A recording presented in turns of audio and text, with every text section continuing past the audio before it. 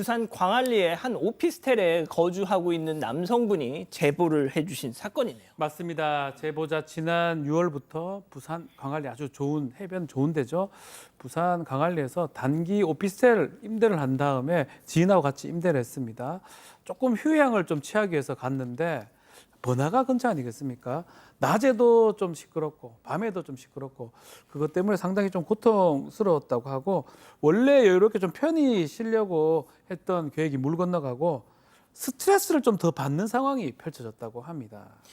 자, 도대체 얼마나 시끄러웠길래 스트레스를 받게 됐다는 건지 제보자 얘기 들어보시죠. 여기 이제 계약할 때 저는 오피스텔이라고 하고 들어왔지 않습니까? 이 사는 사람들하고 놀러 오는 사람들하고 이게 또 다르거든요. 해리를 들고 오는 사람들은 거의 숙박객 같고 음악 소리 크게 들리는 거랑 이제 뭐 사람들이 이제 술 먹고 놀고 있는 소리 한 번씩 뭐 싸우는 소리도 좀 들리기도 하고요. 그 이제 숙박객들이 계속 왔다 갔다 하니까 이게 소음도 심하고 스트레스를 받아가지고 제가 이제 몇 번 신고한 적이 있어요. 위층일 때도 있었고 아래층일 때도 있었고요. 신고를 해도 단속은 근데 똑바로 이게 되지도 않고요. 단속이 돼도 계속 운영을 하고 있고. 자, 광안리라고 하면은 지금 뭐 일설에 따르면 해운대보다 더 막 많은 관광객들이 몰린다고. 그러니까 좀 젊은 그 여행객들이 광안리로 전부 다 집중되고 해운대는 또 그렇지가 않아서 좀 요즘에 흔히 하는 말로 가장 핫플레이스인 곳으로 지금 들어가신 것 같은데 그래서인지는 모르겠습니다. 오피스텔 곳곳에서 지금 말씀 들으신 것처럼 굉장히 시끄러운 소리가 자주 들렸다라고 합니다. 그래서 견디다 못해서 신고를 한번 했대요. 이게 그랬더니 출동한 경찰이 거기에 불법 공유 숙박업소가 많다는 얘기를 해줬다라고 합니다. 아닌 게 아니라 그러고 나서 보니까 뭐 여행 가방 끌고 다니고 그냥 여행객처럼 보이는 사람들이 훨씬 많았다는 겁니다. 뭐 입주민이 아니라 20명 중에 한두 명 정도만 입주민으로 보이더라는 거예요. 이 제보자분 입장에서는. 근데 경찰에 신고를 하고 나서 한 번은 또 숙박업소 주인이 어떻게 하는지 숙박객들을 데리고 도망가는 그런 장면까지 있었고 지난 6월부터 지금 여기 사신다고 했잖아요. 정말 여러 차례 경찰에 신고할 수밖에 없었다고 합니다. 자, 그렇게 하루하루 스트레스가 쌓여가던 어느 날 제보자는 여자친구와 한 숙소를 예약을 했는데요. 그곳에서 전혀 예상치 못한 일을 겪게 됐다는 거죠. 체크포인트 짚어보죠. 야, 너 나 알지? 자, 무슨 일인지 제보자 얘기 들어보시죠.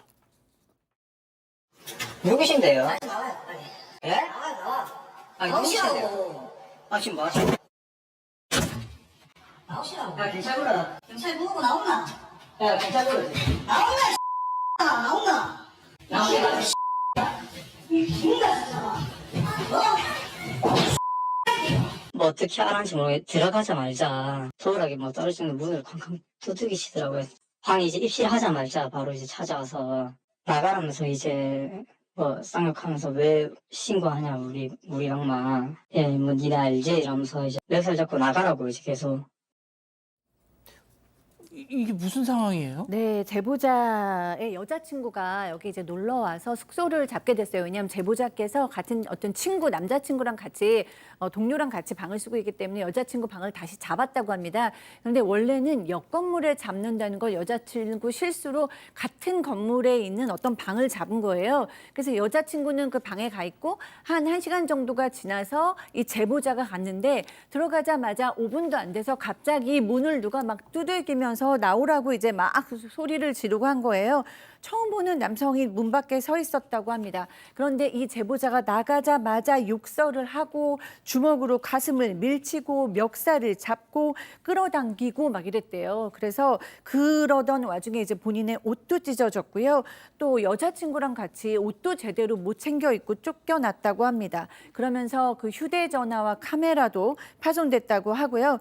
일면식도 없는 사람한테 이런 일을 당하고 나니까 정말 화도 나고 창피하기도 했대요. 그런데 괜히 나도 같이 폭력을 쓰면 쌍방폭행이 될 것 같아서 또 꾹 참으셨다고 합니다. 자, 들으신 것처럼 여자친구가 지금 옷을 제대로 입지 못한 상황에서 외부인이 저렇게 문을 막 쾅쾅쾅 두드리니 무작정 밀고 들어온 겁니다. 자, 그리고 폭행을 일방적으로 당했어요. 여자친구 앞에서 이 제보자 남자친구분은 수치스러웠지만 쌍방폭행이 또 될까 봐 그냥 맞고 있었다는 거죠. 자, 그런데 제보자가 저 일을 겪었던 바로 그날 함께 사는 지인에게도 황당한 일이 있었다는데요. 직접 또 확인해 보시죠. 얘기 좀 해줘. 얘기 좀 해줘. 여기 오세요. 왜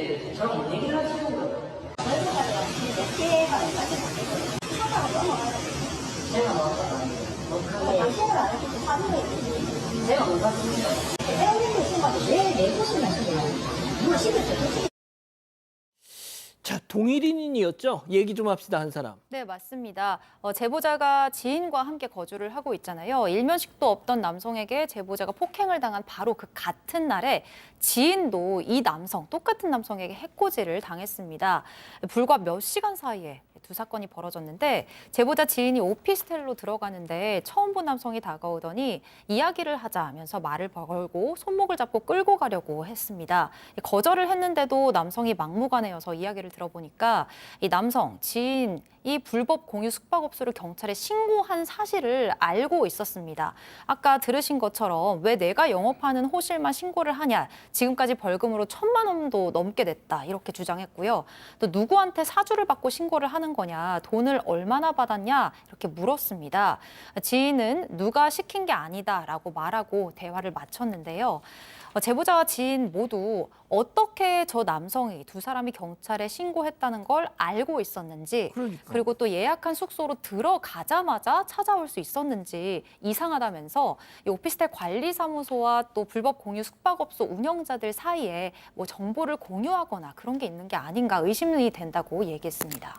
자, 뭐 마지막에 이제 또 우리 양 변호사님이 설명을 주시겠지만 오피스텔입니다. 거주를 위한. 자, 그런데 불법 공유 숙박업이 자행이 되고 있었고 또 이걸 제보자분이 이건 불법이다 해서 신고를 했던 건데, 자, 방금 제보자께서 의심하는 것처럼 박 변호사님, 네. 아니 신고를 내가 이제 어떻게 알고 저렇게 찾아와? 그러니까요. 근데 이제 이 오피스텔의 한 90%가 불법으로 공유를 하고 있다고 합니다.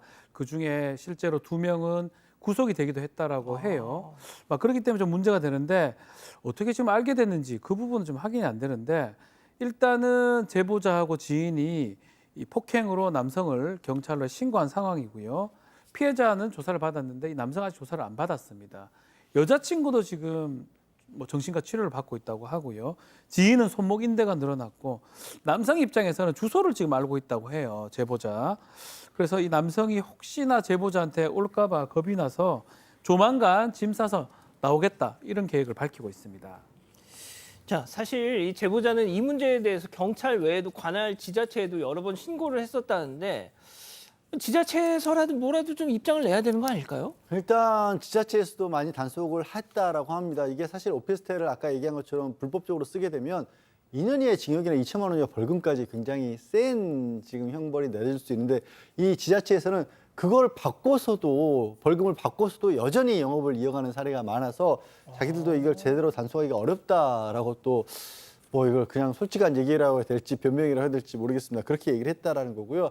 실제로 지금도 이 숙박 예약 업소에 그 어플에 들어가 보면 이 제보자가 살고 있는 건물 그대로 예약을 할 수 있다라고 합니다. 저렇게 이제 올라와 있기 때문에 사실 일반인들 입장에서는 저희가 불법이라는 걸 모르고도 그냥 또 들어가서 이용할 수 있는 그런 상황이긴 합니다. 예, 참 이런 일도 있었군요.